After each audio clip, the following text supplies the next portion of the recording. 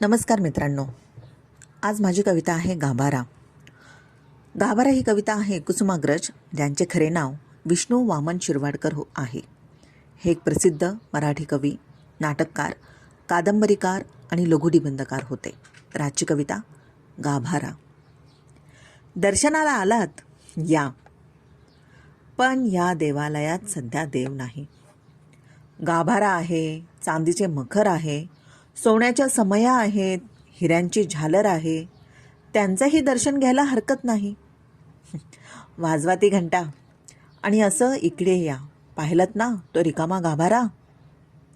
नाही, तसं नाही, एकदा होता तो तिथे. काकड आरतीला उठायचा, शेजारतीला झोपायचा, दरवाजे बंद करून बरोबर 12ला जेवायचा, 2 तास वामकुक्षी घ्यायचा. सारं काही ठीक चाललं होतं. रुपयांच्या राशी, माणिक मोत्यांचे ढीक पडत होते पायाशी.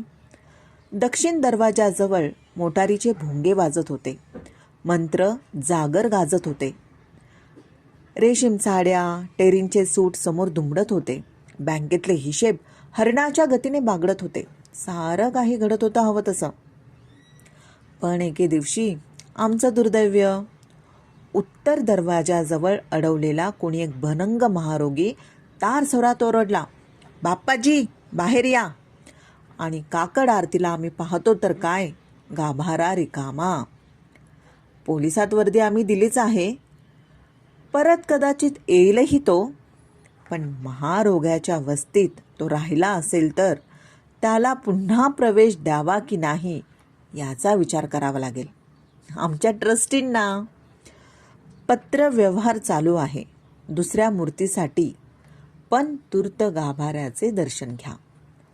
तसे म्हटले तर गाभाऱ्याचे महत्त्व अंतिम असतं, कारण गाभारा सलामात तर देव 50. नमस्कार मित्रांनो, आज माझी कविता आहे गाभारा.